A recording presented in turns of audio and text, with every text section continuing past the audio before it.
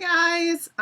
So I am doing a quick little lecture that I would normally do in class on a little bit more about costume shop tools. I'm trying to make sure I cover everything that's supposed to be on your quiz. And just to also reiterate things that are really important for you to know then when dealing with any kind of like fabric or any kind of tools in general. So the first thing I want to make sure that I cover is fabric. Like, I do have a video about that I got off of YouTube that has about fabric, but I wanted to touch base on that because that is on your quiz. So the first thing that I wanted to show you, if you looked at the video about how fabric is made, you will see that they are usually made with looms that are really kind of cool, and they've got all these threads that are going up and down. So if you're standing at the loom, you've got all these threads going up and down, okay, going really long, right? And then you've got two sections of them. So one half of them, or if you're doing jacquard or a special thing, generally for weaving, half of them are sitting this way, the other half is down this way, okay? And they're kind of like intersected, so they're kind of like that, right? And what it is that you have this thing called the shuttle.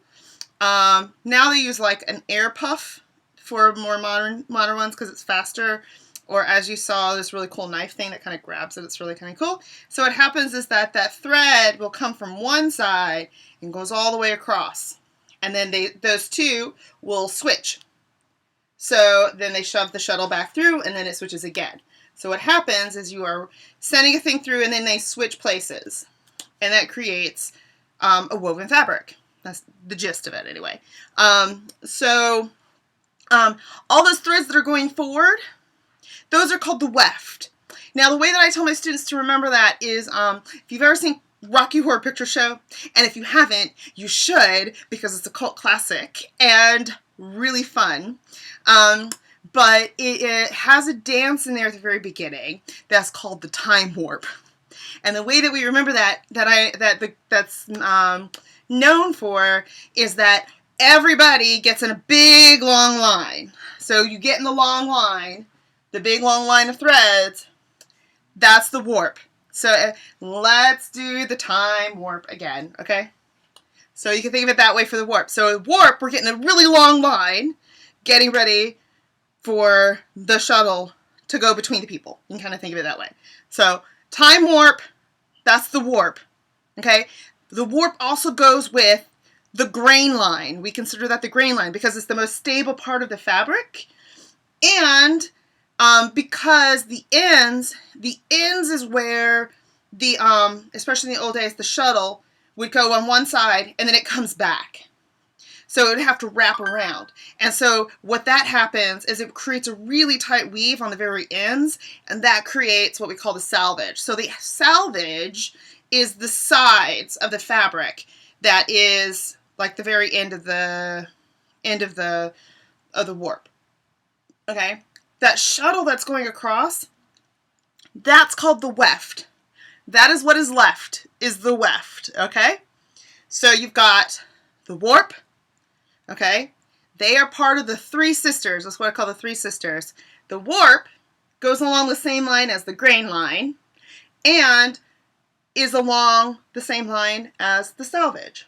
But the selvage is the outermost edge of your fabric. And it's important to know that because a lot of times we'll cut that off, okay? When you actually get to whole fabric, when you get your fabric in, if you haven't already, you'll notice on the sample pieces of the two dancing avocados that are small, I purposely left the selvage on the end. You'll see the difference. It's much tighter woven. They usually have some kind of like indicator on there of like written things of where it may have come from. If it's a printed fabric, you'll see like different squares and one part that says, that has the different colors that they use for printing that fabric. It's really kind of cool. So that's the selvage. All of that happens on the selvage. The selvage is always on the end, and there's always two of them, okay? The selvage is already on the end. So the three sisters, should say it, it's good for you. The three sisters is the warp, because let's do the time warp, right? We all get in a line. The grain line, and the selvage, okay? Then what is left? What is left? but the weft. It's that part that goes up and down. So if we're looking at it, what goes left, that's the weft. And then there's only one thing. There's one thing more, but that's okay because it's a little bias. Sounds funny, but it'll help you remember it because you've got the warp, you've got the weft, okay? And then you've got a 45-degree angle that happens on fabric. It's a little bit more stretchy, and we call that the bias. So I have a piece of fabric here I want to show you. I purposely grabbed one that is a stripe. So this is a stripe fabric, all right? So when you see it on your test, it's going to be rotated like this, okay? And if you look on mine, you see that really tight, oops, I'm not sure if it's going to let me do it. Oh, there it is. See how it's a little bit different color? Because it's a lot more dense. So that is its selvage, and this is kind of folded in half. So this is the selvage, all right? The selvage is this part right here, all right? That's the selvage. Top and bottom, selvage, okay? And then, with the direction of the stripe, that is the three sisters, because the selvage is going that way. Selvage, selvage on the bottom, which is not on the fabric, it's on the edges of the fabric. Then you have the warp, right? The warp. And with the warp is also the grain line, okay? And then what is left in this case, if we're standing like the time warp, which is going this way, whatever's left, so that's up and down, or for this case, that would be the weft. And then a little bit bias, one thing left. We have one thing left, but that's okay because it's a little bias. And see, I'm holding this currently on its bias, all right? 45-degree angle. Let me make sure I've got a true 45-degree angle. It's a little long. My arms are not that long. Now watch this. This is kind of cool. If I pull it, you see it stretch? It's kind of neat, right? Stretch. All right. That is the bias. We like the bias. So if you hear say bias tape, it's a piece of fabric that's been cut on that 45-degree angle. So to make sure you've got that, I'm going to write a little note on my board, see? So that you can see it. And you have it, and you know what it's going to look like on your quiz. Because I don't like to surprise you. I want you to know it. So here we go. So the way you're going to see it on your test, it's going to have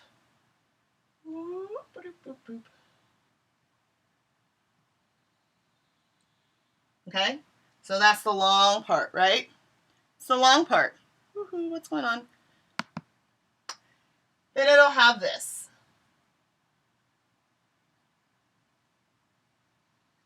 This is representation of a piece of fabric, okay? There's no other way to do it. Think of it if you were standing here looking down it, okay? So then you're going to have a line down here, a line up here, okay? A line going this way, and a line going this way, right? So how would you want to label this? This is how you're going to label this. The first thing you always want to, oh, I forgot one. Oh, how can I forget it? It's the only one left. So you want to think of it this way. One thing I forgot to tell you is that weft is also known as the cross grain because it goes across the fabric, okay? So here's what you need to know. Think of the three sisters. Three sisters are what? They are the selvage, which always has two. They're twinsies, right? Gemini, whatever. The selvage, the grain line, the warp, because they all want to get together in that big long line for the time warp. It's the best way to remember it, okay? So their selvage is always two. They're twinsies. So selvage, I am probably going to spell this wrong because I always spell it wrong no matter what. I think I got it right. Selvage. Top one. Selvage. Because they have two, and it will say on your paper, there's two for that. All right? Then down here, what are the other two we have left? That's right. One is the warp. Let's do the time warp again. Okay? The warp. Even if it is not on there, I want you to write in that the grain line is also there, so you don't forget. So warp slash grain line. It's important. You need to know that. Know that. Hinty hint. It's on your quiz and your test. All right, so in the next part, let's look at, so we've got our three sisters. We have the warp. What is left? The weft. So that one's going to go this way because it goes, if we're looking at it this way, the weft is to the left. Okay? So, weft.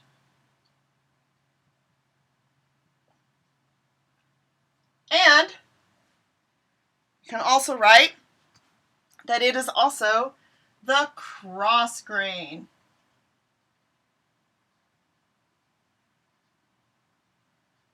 The cross grain. Okay? Not sure you can see that. I hope so. Yes. Cross grain. CROSSGRAIN. And it's actually one word. I forgot my hyphen. My apologies. There we go. Weft. Weft is to the left. Okay? Warp, time warp, has three sisters because they can't do it alone. That's the grain line and the salvage. The salvage has twinsies. Okay? Now, there's only one that's left, but that's okay because that one is a little bit bias. So this one, bias. Okay? So, I'm going to write this for you so you don't forget. Time warp. Warp with the three sisters. Time warp. Grain line. Salvage. There's always two of them. All right? Three sisters. Time warp. Grain line, salvage, right? And then what is left? Whoops, I can't spell. That's the weft. Okay? And then there's only one more.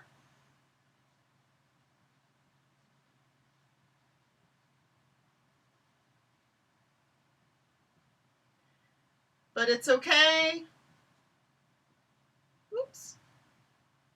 Can't write. Let me get my... But it's okay because it's a little bias.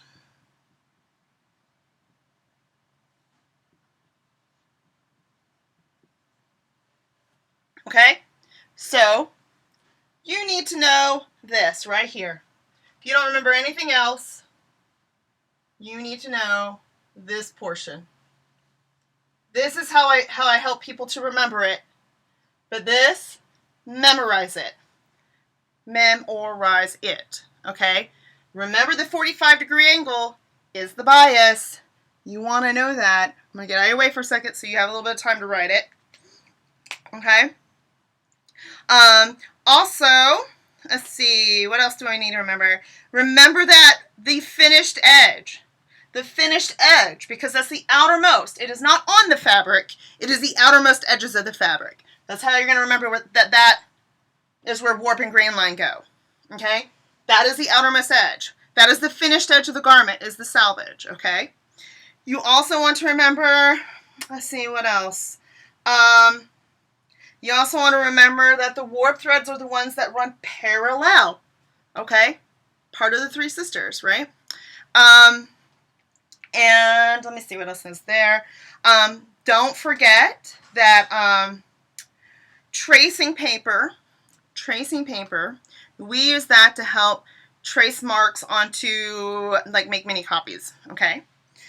So make sure that you remember about tracing paper. Make sure you relook at my tools video, okay? I try to mention all of that stuff in there. Let me think, what else is there? And in case you didn't notice, we have a lot of different kinds of scissors. There are some that are special for cutting chiffon. There's some that's pinking shears so that things don't fray and makes that really cool ziggy-zaggy. We have little tiny snips that we use. We even have buttonhole scissors. There's regular sewing shears versus regular scissors. They're shaped a little different. See, these are shears, just kind of a reminder. Okay? Never, ever, ever, ever, ever, ever, ever use fabric scissors on paper. If you want to die young, use a costumer's scissors on some paper. You will lose your hands very quickly. Maybe not really, but will want to kill you. No, do not use your fabric scissors on paper. The reason is because paper is actually really kind of coarse, and our scissors are sharpened really sharp because fabric is actually kind of difficult to cut through. So if you cut your scissors on paper, you will dull your scissors, and you will have to resharpen those so they will cut fabric again. I got in a lot of trouble with my mother because I took her pinking shears that are very expensive and I used them on construction paper as a 4-year-old. Okay, maybe not a 4-year-old, probably more like a 7-year-old, but I got in a lot of trouble. Don't use fabric scissors on any paper, ever. Always remember to ask if you can use somebody else's scissors. I don't care if you're the best friends in the world. That can create havoc. They could need their scissors and you don't realize they're about to use it, and then you take them. That's just rude. We're not going to do that.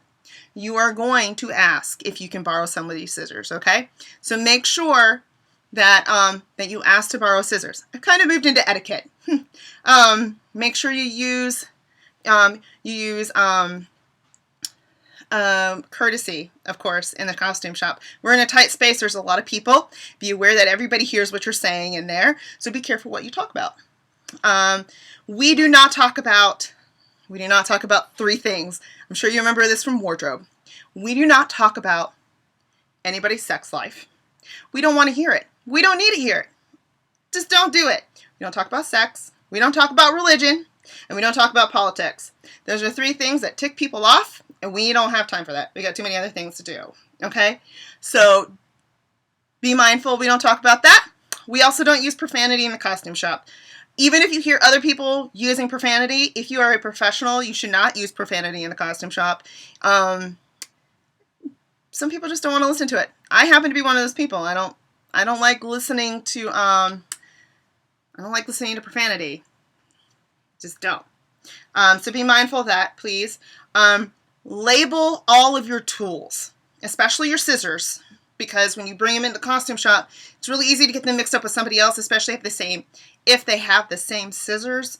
So please get a Sharpie, some kind of or a piece of tape, and write on it or something to indicate that those are your scissors, so you know that those are your scissors. And then that way, if they get lost or misplaced, or somebody wants to borrow them for a second and they want to ask, they know who to ask. Okay, so it just kind of keeps away confusion. Other things, please, if you're using a sewing machine, if you're using a piece of equipment, the exception is the iron, because the iron you will always put back on its plate. Okay, you need to see that video. There's a plate. It goes on that plate. It does not go on the table because it's a fire hazard. Once again, those get like 450 degrees. We don't need to burn a hole through the table and catch fire to this costume shop.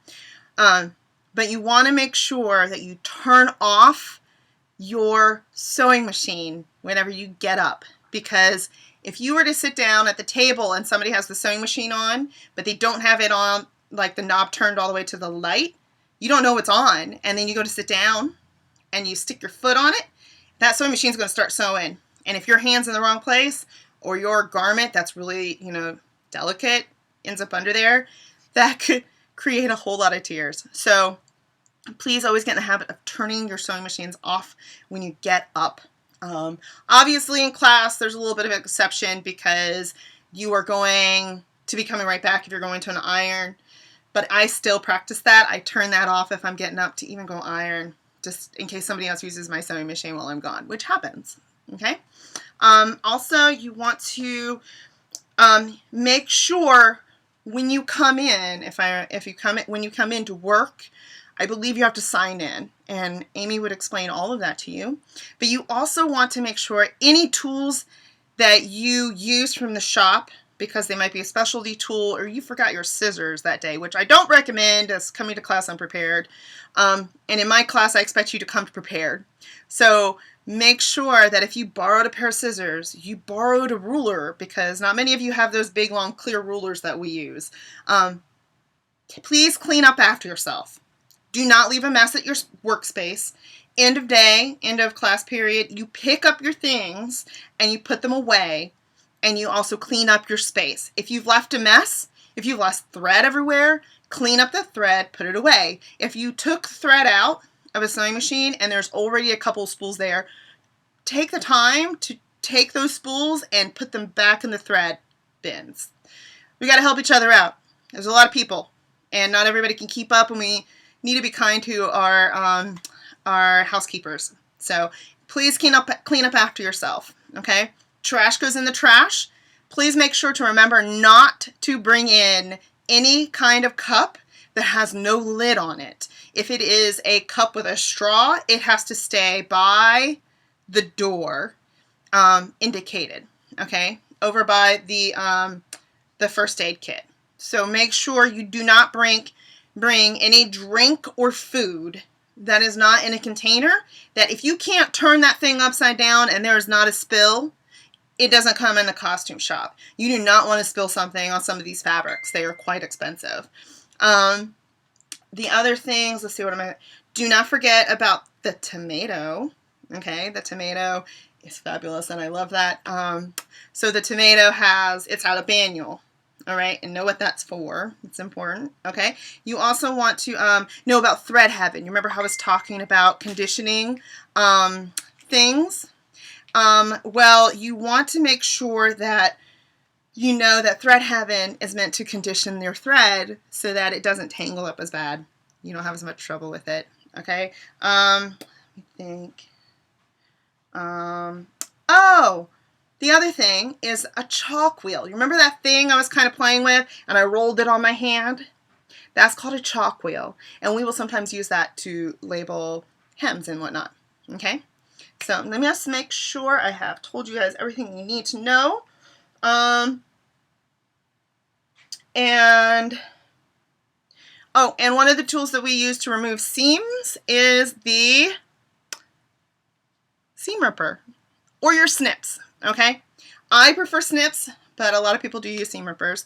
So I'm trying to think, is there anything else? I'm going to move out of the way for just a second so you have another chance in case you didn't quite get it written down. You need to know this. You need to know this. If you do not know this, you're going to lose a lot of points in your quizzes that are unnecessary. Okay, so remember your three sisters. Okay, that's the salvage, the grain line, and the warp.